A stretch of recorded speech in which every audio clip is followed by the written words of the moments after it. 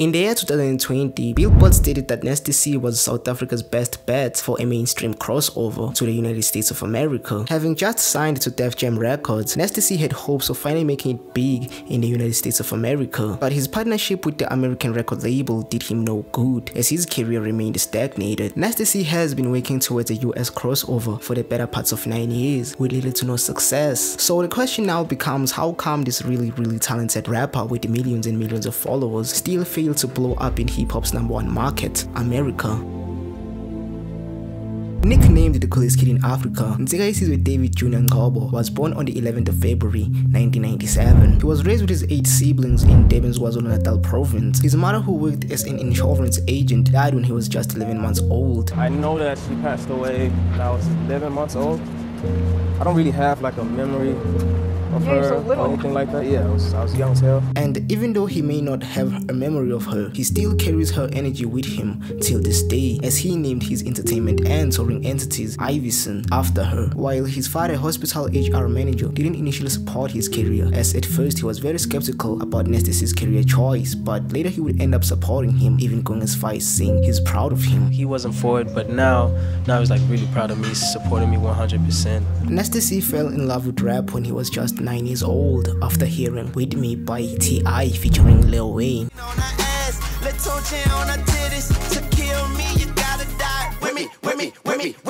And shortly the young rapper would start producing his own music with the help of his older brother, who was at the time producing house music. And although inspired by the likes of Drake, Lil Wayne and T.I., Nasty C's most profound memory and achievement was when he was 16 years old, when he opened for the late rapper AKA. As that performance was the one that made him realize his dream of becoming a rapper, as AKA would later take him on tour with him across South Africa to launch AKA's studio album. December. You've got the dates, man.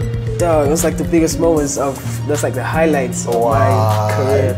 Yeah. After coming back from the AKA tour, Nasty C was more than inspired, releasing his first mixtape shortly titled One Kid 1,000 Coffins, which received critical acclaim and was featured prominently on local radio stations across all music streaming platforms. He kept on grinding until 2 years later when he released his breakout single, Juice Bag. I ain't got my motherfucking juice back. I ain't got my motherfucking juice back. A song that even attracted the attention of 2 mega superstars, Cassper Nyovest and Davido, who went on to drop verses on the song's remix. In 2018, Nasty C signed to Universal Music after previously being signed to Mabala Noise for the past 2 years since his blow up. When the now controversial record label Mabala Noise was launched in 2016, Nasty C was one of the many artists who was signed to the label, but after 2 years together, the rapper quietly moved over to Universal Music in order to take his career onto new levels that included extending his global presence. However, at the time, Mabala Noise spokesperson Yomi Monche stated that the rapper did sign to Universal but was still under Mabala Noise, and that the Universal deal was just a distribution deal. But the new boss at Mabala Noise came out and commented, "At Mabala Noise, our goal as a local label is to position our artists for global success. It has always been my dream that African artists make it to the global marketplace. This transition to Universal Music will set the stage for Nasty C to command international attention." So was Nasty C going international?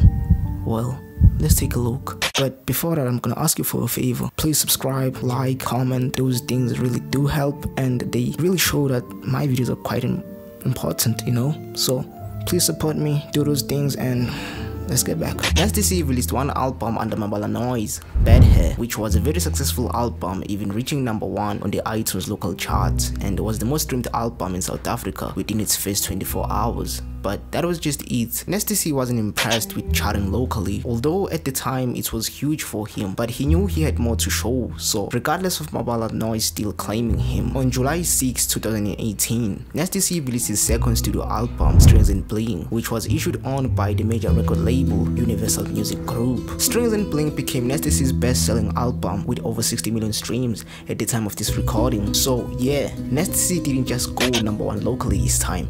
He made history, but Nasty C's dream was to blow up in America, because that's the whole point why he was doing all of this, signing from label to label and touring the world, all in the efforts of blowing up in America, right? So did Strings and Bling did him that crossover?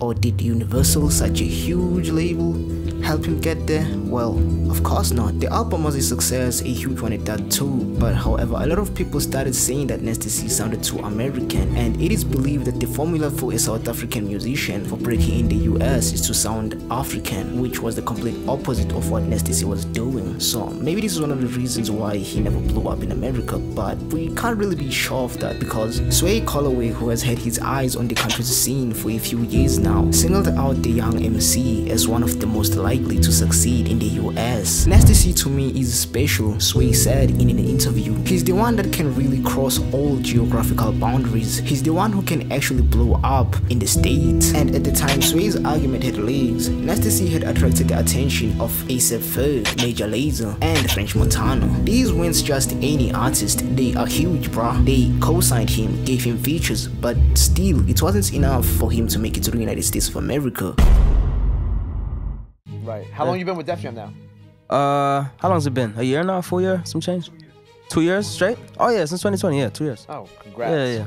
In 2020, Billboard stated that Nasty C was South Africa's best bet for a mainstream crossover to the United States of America after he signed to Def Jam Recordings. Nasty C's decision to sign to Def Jam came down to one word: crossover. At the time, he was prepping for the release of his third studio album, Zulu with Some Power, and maybe joining a royalty roster that included the likes of Kanye West, Justin Bieber, and Nas was a good strategy of him crossing over to the United States of America. Even Nasty C stated that it's powerful to be part of the Def Jam family. It's an iconic record label and has made the careers of many of the artists I look up to. Nasty C had planned to spend part of May on a promotional tour that included stops in Japan, Africa, and Los Angeles, but then the coronavirus hit and with it came lockdowns. And this must have been very hard for Nasty C because not only was he now signed to a record label he wanted to be part of since he was young, but he had a song with his idol T.I., a song he didn't even get to perform on stages, which was a shame. And you got signed during the pandemic then? Yeah,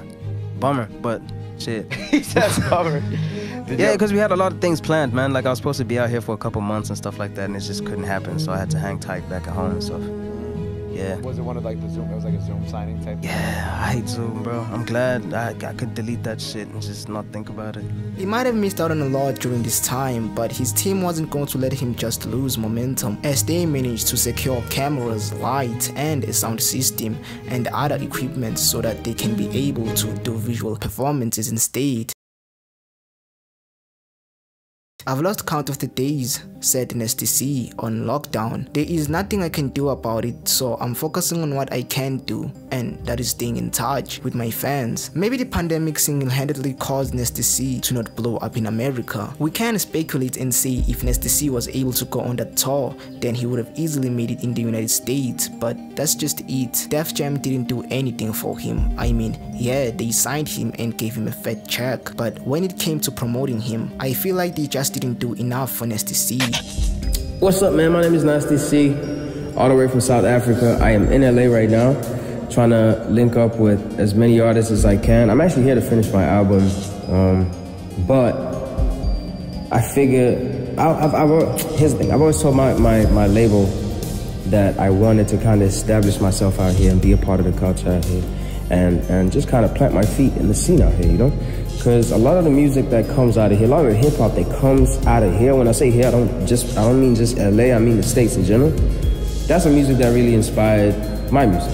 And you can hear it when you listen to my music. So I want to be a part of the culture out here, man. You know what I mean? And I feel like the most natural way for me to do that is to reach out to all the artists, not just artists that are like big and have made it and stuff like that, but artists who are on my caliber, and I mean out here, because I'm big back at home, but out here no one really knows me, so I'm up and coming out here. That's why I say, even if you're up and coming, man, just hit me up, you know?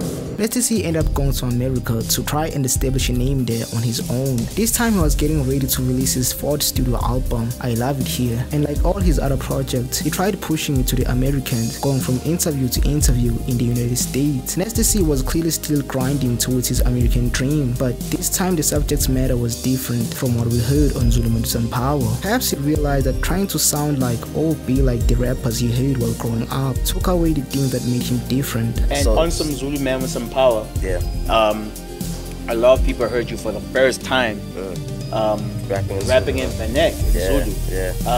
were they pressures from people saying, Nasty C, you dope, but you sound American, why are you not rapping in your own language? I don't care about that. But I think another thing that contributed to it not performing as well as I would have liked it to is that it was an album inspired by someone else. And it wasn't like me going, you know what, I'm at a point in my life where I want to do this. For Nasty C, it seemed like he was done trying to fit in the American hip-hop. Instead, he was now trying to embrace the South African popular genre, Amapiano, even going as far as making his own song that sounded like the genre. The faith won't shake and the rules won't break this time. I'll do whatever it takes this time. So did Nasty C fail to blow up in America with hip-hop and now he's switching to another genre? Well, hip-hop is losing its commercial dominance, dropping its market share from 27.8% to 26% from 2022 to 2023 because of the increase in popularity of Latin and country genres. Maybe Nasty C is just looking out for his music career as Amapiano is now dominating the world. He tried everything to blow up in America but just couldn't. With all the talent he had and the record label connections he had, the Americans still rejected him. Now it's just too late for him to try blowing up in America, and perhaps him switching to another sound can do him more good than bad.